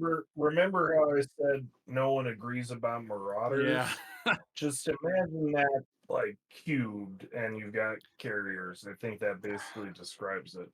It's funny how differently the two different regions of space see carriers as an issue. Because when I bring up carriers in wormhole space, people are like, oh yeah, I mean it would be cool if you like adjusted carriers, but like it's not a super huge priority thing. But when carriers get discussed in nullsec circles, it becomes an intrinsic issue of life and death for pretty clear reasons. So Abu Ahmed Al Kuwaiti says, how do you feel about C6 space basically being C5 space, but better and much easier to control? A lot of strong opinions. Space. It is easier to control without there's not really a question about that. It is better. It is one of those things where the question becomes, do the risks of that space correlate directly with what you're getting out of it? And some people will tell you that no, there are not nearly enough risks in C6 space for what you could potentially get out of it. It's hard to say. It certainly is the easiest space to find other things. There has been, it's no secret that groups in the past have been kind of shitty about people rolling C6s for that reason. It's a rat's of different issues right now. Those people that you are alleging and their behavior sounds like it is far from Bob's light. Although I am but a distant acolyte of that religion. Right. I would say that it is. I do not believe that safe space in the game, especially not in wormhole space. And if there are regions or parts of space that are or less safe than others, we probably need to address that. I think it's pretty clear right now that there are groups that are crabbing pretty consistently without too much pushback. I do not think those groups are the ones people think that they are. And I feel like a lot of those groups are probably pretty, again, unnamed groups that are you just will never see because they're just out of time zone. I don't. Again, there are numbers probably that support a zillion different responses to this question. CCP won't let us see a lot of that. But to answer the question that I can answer, yes, it has come up. And the issue of risk versus reward is basically the single most important thing we talk about on a day-to-day basis. Okay, I'm just going to let's see here. We got that one. Can you convince CCP? This is Nebula 12th. It says, can you convince CCP to give us better than R4 moons in J space? It's just insulting. I agree. But this is another one that there are a lot of strong opinions about it. High level moons. A lot of people feel like they should be specific to certain regions within wormhole space. Not wormhole space. Sorry, nullsec. There are some people who think that we should be able to get R64s, which is kind of a crazy thing to talk about. But do I think that our moons need to be better than R4? And I would like to see the basic minerals come back to our moons. But in the short term, this is those are discussion points that come up pretty frequently. VCon wants to know, what is your personal got a consensus on how the game should handle repetitiveness of anomaly farming in general? Yeah, I mean, I think crabbing is pretty boring. There's a pretty big meme in wormholes in my own group that I don't crab my own farm because I hate crabbing, and that's not untrue. I think crabbing is super boring. I wish it was a little bit more interesting, because you basically just do the same thing over and over again until you either make a ton of money or somebody drops on you, and those are the only two options. I don't know what the answer is to that. I've heard a lot of different suggestions. It's a hard question to answer. There are a lot of different things we could talk about in terms of, changing the rat mechanics as a whole, changing the sites, period. But again, this is another area where the game is so entrenched and these systems are so set in stone from over time that if you start adjusting them, people are going to freak out. And CCP is always kind of not hesitant, but cautious when it comes to making any changes that are going to piss off a ton of people at the same time, right? So, all right. We are going to, I'm going to say the questions that we've got now. Padron, if you were typing, you got one more. Okay, that's the last one. No more questions. Here we go. We're going to rapid fire these. Mifune Sword God. Hello, Mifune. Says, do we think Marauders are too OP? I think Marauders, and we've spoken about this a little bit earlier as well. I know everybody else has their own comments about this too. Marauders they do a lot of things really, really well. Maybe too many things really, really well. It would be more interesting if they did some things really well, but then other things not nearly so good, or not nearly so well, rather. But they definitely are kind of the plug and play. Do you need more DPS? Awesome, here you go. Do you need more range? Okay, here you go. They do the same thing. Do you need something that can get out quickly? Awesome. They have a crazy small cycle time on their micro jumps. Fantastic. They're not perfect by any stretch of the imagination, but they certainly do a lot of things really, really well. So there are a lot of concerns there from a lot of different people. Andromeda Snow says it may just be a me storyline focus of Eve's updates. It can be difficult to actually follow along with what's happening, and I often feel out of touch in this regard. CCP considers some kind of news page or narrative story repository built into the game, and if not, that's something worth presenting to them. Man, you should really talk to Arcia Elkin about this. She would love that question. The short answer is yes. I think there's a narrative repository somewhere on the website, but I'm not positive about that. There is, right? The Eve Universe site has stuff. Yeah. They have all the chronicles. So they've got all the stuff. But in game, you basically get what the agency does and the pop-ups, and that's more or less it, I think. Yeah. So it could be improved. I do wish we had more options to have that available in game. But yes, Kaz is right. I think a lot of those resources are in the game right now. But a good question. I mean, it's especially with how storyline driven things have become recently. It's easy for us to know. I mean, I can sit here and tell you all sorts of different things about the storyline because we hear about it all the time. But for somebody who plays, especially somebody who plays more casually, or somebody who just isn't really that interested in it and just wants to find out about it, those could be hard things to find. So, the theory says, do you think most problems, the illusion of space being safe, stems to lowish numbers of people living and fighting over space, or do you think it's a mechanical issue? I think it's a mix of both. No problem exists in isolation, right? So, to Eddie's point earlier, you roll and you roll and you roll, you don't find any. Is that because wormhole space is broken, or that's just because they're playing the game out in wormhole space, or does one affect the other, right? And the short answer is there's not an answer. There's no just single answer. To hang on a second. No single answer to that problem.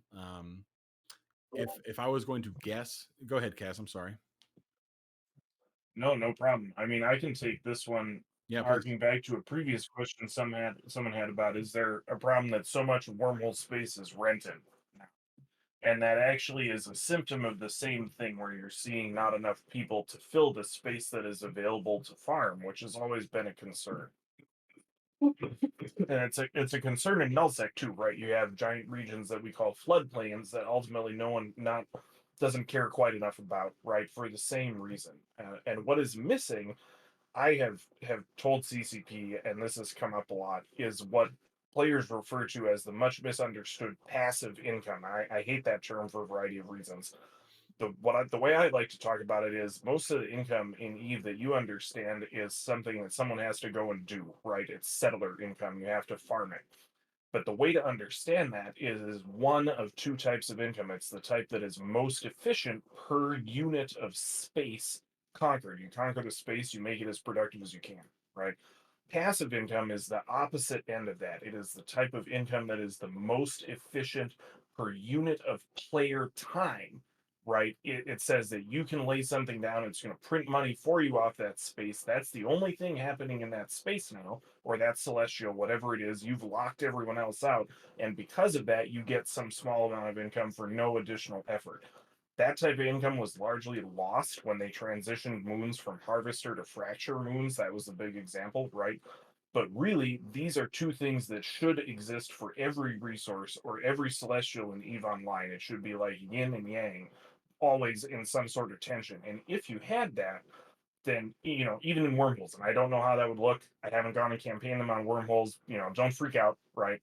But if you had that, then you would always have a bunch of people who want to say, your farm hole that you're farming, that's interesting to me because I can put a harvester on it and have a much lower amount of money. It's interesting to them, even if they don't want to farm, right? That mechanic is very powerful when you break it down to the most efficient per unit of player time. And this is what I've been very aggressive in talking to CCP about, is finding a way to have those two types always in tension over, like I said, every celestial that exists eventually. So, but here's hoping, but that's a very long-term project. That's not, we'll see how it goes. Yeah, no joke. Okay, very good. We're gonna hit that one here. Dan says, "Can we get an aura-based VTuber? Fuck off." And then the last question, Padron says, "Mark, would you agree that high-class wormholes have become stagnant to PvP content because of lack of diversity of groups habitating them, a majority of them being owned by 4 major groups. Let's hear your most politically divisive opinion, Mark. Oh, Jesus Christ. It is evident that oh boy, how do we even say it? Like it is a function of the game's mechanics that that region of space would become deadlocked just based off of how it is you can set up in those regions or in that space. A large enough group with the resources available was probably always going to be able to come up and set up space or set up shop in that space, and be able to defend it without too much difficulty. That being said, and I want to be clear about this, that is not it's not just a hard and fast rule. One of the things, I actually think this is a really good point, and I'm glad that you brought it up. So one of the groups that gets criticized most about the state of C6 space and some of C5 space specifically are Laserhawks.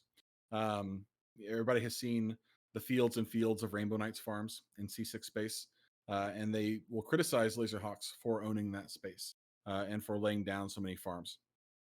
And the thing that I think of most whenever these questions come up of like, well, should they be allowed to do this? Is a conversation that I had with the primary Laserhawks FC, Artanis, years ago, and maybe 2 years ago at this point, where I was molding in Praise Bob about how I felt like I wasn't able to anchor a faction Fortizar that we had bought in our home system because Hawks was just going to come by and knock it down. And Artanis said something to me in that conversation that has kind of stuck with me, and I think is relevant to this question as well, which is like, well, just fucking do it. Like, who cares? You know, if they're going to try and stop you, stop them from trying to stop you. You know, like at the end of the day, the reason why Laserhawks and groups like Singularity Syndicate or some of these other big block wormhole groups own so many C5s and C6s is because they're not being challenged on the C5s and C6s. If you want to challenge them on the C5s and C6s, then I encourage you to do so. The game is better when more people are competing in the game, and that's not me sitting here telling you that you should go out and start a farm war. It's that it is very difficult to take anybody. No, you should.